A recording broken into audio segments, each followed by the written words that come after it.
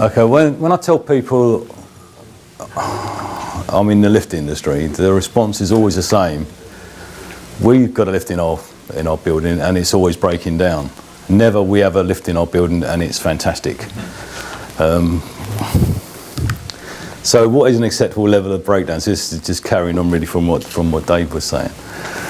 So according to Mitsubishi, the average lift breaks down 4 times a year. Would you think this is acceptable if it is your car? I guess the answer is no. So does remote lift monitoring have an effect on lift reliability?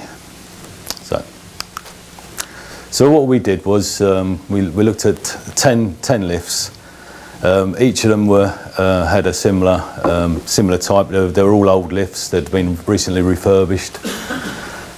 We fitted a remote monitoring device to it, to them all, and then connected them directly to the control panel. And we was looking at 160 days before this was the RMD was fitted, and 160 days afterwards. And the functions such as movement up and down, the doors opening and closing, the number of journeys undertaken were passed from the controller to the remote monitoring device. There was an additional intelligence in there, logic-based information. It was classed as events such as stopped out of door zone or tipping locks, etc. And we logged those as well. So we used Formeca as a means just to get a number that we could compare before and after. So Formeca was failure mode affecting criticality analysis, and we was looking at the faults before the lift broke down and the faults afterwards, and then comparing the numbers afterwards. So if you look up here, you can see the events where we've got the score for the Formeca score, the number of call-outs, the breakdowns. Oh, I've got a thing on here, haven't I? There you go. And if it reached a certain number, then we'd get an engineer in there and we'd give him a task list of the things we thought was wrong with the lift. And things that he should look at. If we just told him to go in there and do some maintenance, then I think he just would have squirted oil on the guides and then went away. So it's important that he had a task list. He had things to do that we thought was affecting the reliability of the lift, and we could then monitor it afterwards to see if the score was reduced down, so we could see the effectiveness of it. This is the main console that maybe the customer might see. You can see at the top left there. That's the heartbeat. So it logs in every 30 seconds to the cloud just to say that it's working, and then we can see when the last activity was. So if the lift. Let's say if a resident was to say the lift is broken down, the person in charge of the lift could perhaps see that the lift is actually running. They could put a call in and see the lift running. You can see the number of journeys that the lift is making as well there, and what the average over 24 hours. And that gives you an idea of how hard the lift's working. They can also put a call in to the top or to the bottom just to make sure the lift is running. This is just the technical side. This is what helps us to analyse what the faults are. So if faults were coming in, we can look there to see when the faults came in, what they were. And these are not necessarily faults, these are just events that happen. So start failures, gate lock failures, etc., slow gate lock tip, when we can interrogate the fault logger as well to get more information. We can also see over here where you can see the gate locks, if the gate lock's made, if the limits are made, where the lift is running, etc. And from this, if there is a problem, then we can identify it quickly and assist the engineer on site. Also, you can see here this is a hydraulic, so we can see straight away it's a hydraulic lift. So, all right. So this is just demonstrating what we see. So somebody's come along, put a call in, so we can see and this is in real time, and we can see the lift moving. So we know, wherever the lift might be in the world, we can see if it's working or not. And you see where which floor works the hardest. So no surprise, there's the ground floor. And this one is a traction lift. And we've got Bob the builder in there, who's going to no doubt wreck the doors of these boxes.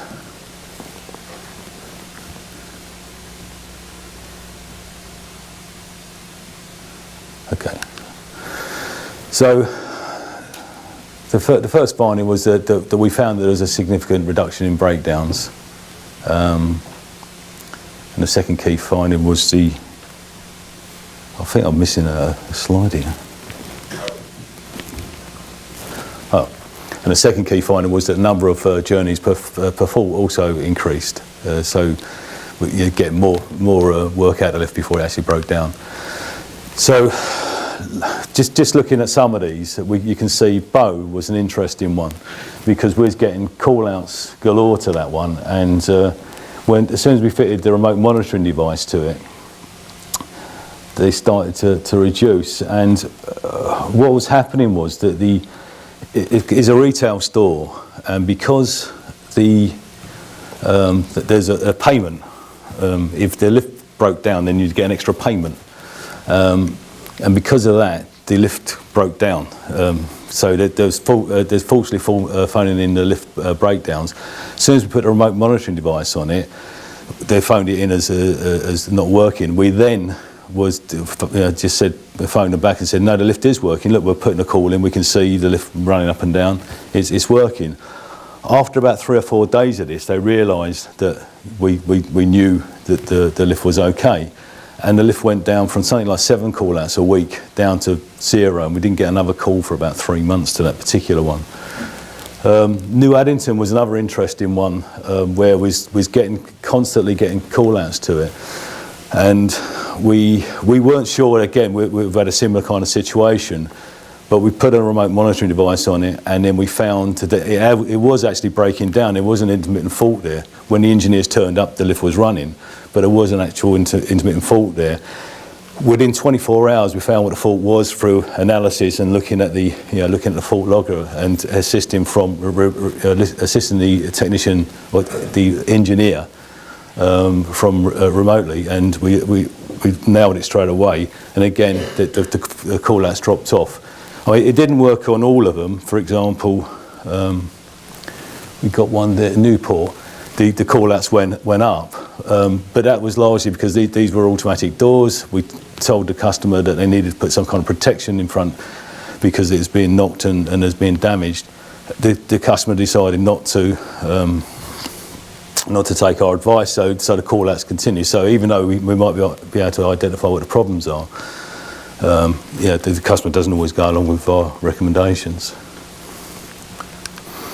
And here you can just see the faults to the number of travels. You can see it goes up for quite considerably. So the evaluation was we've had better and more targeted maintenance. So one of the things I did miss out on that was that we also decided that it was going to do a maintenance every 10 to 12,000 journeys. Because these were old lifts, and they were basically originally monthly maintenances where you had to wind in stores on the grease and things. We thought, well, the most hardest working one was about 100,000 per year. So we divided that up and thought, well, 10 to 12,000 might be a more appropriate sort of level of maintenance. The customer wanted us to do 4 visits, regardless of how many journeys the lift was doing. The customer just wanted a blanket 4 visits. So we had better and more targeted maintenance. When we did have problems, we was able to tell the engineer to what to look for and where to focus his attention. we could identify the faults much quicker and resolve them much quicker. Eliminating false reporting of breakdowns was major. That reduced the call-outs by a considerable amount as well. And improved communication with the lift user, i.e. that we was educating them as well, telling them they had to do the housekeeping, they had to clean tracks, they had to close the doors properly, they shouldn't really be kicking the lifts, etc., etc. So we was doing that over the phone as well as when we was actually there. So the conclusion, the data shows that remote monitoring of lifts facilitate more effective observation because it's remote, faster routes of fault detection, better maintenance scheduling of the lift by enabling more observations to take place more frequently.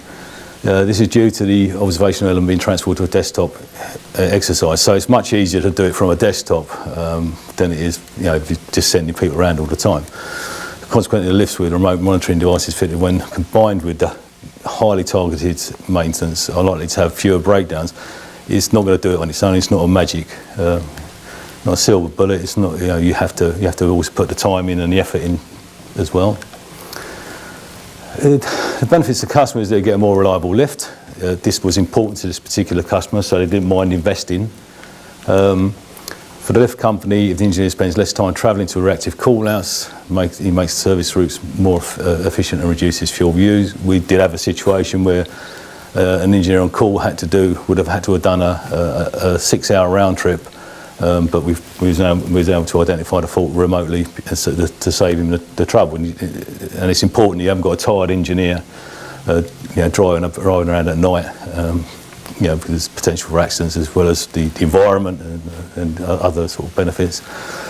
It's better for the engineer, better work-life balance, etc., etc. If we can reduce the number of call-outs. The important thing here is that the maintenance engineers do tend to see themselves more as call-out engineers rather than maintenance engineers, and trying to shift that perspective is quite challenging as well. So we've the FMECA score now, since the study has been automated. So we dispatch after 100, when the score is 100, but at least we can sort of plan that in. Remote monitoring will help to ensure appropriate levels of maintenance are carried out. So we're now working to what we think is the appropriate level rather than just one size fits all type maintenance. But it's also with task-driven maintenance as well. So we are specific about what we want the guys to look at, and the reduction in breakdowns is quite considerable. It was actually 63%, I think, on this particular study, but it's maintained around about the 30% mark since then. So thank you for your attention.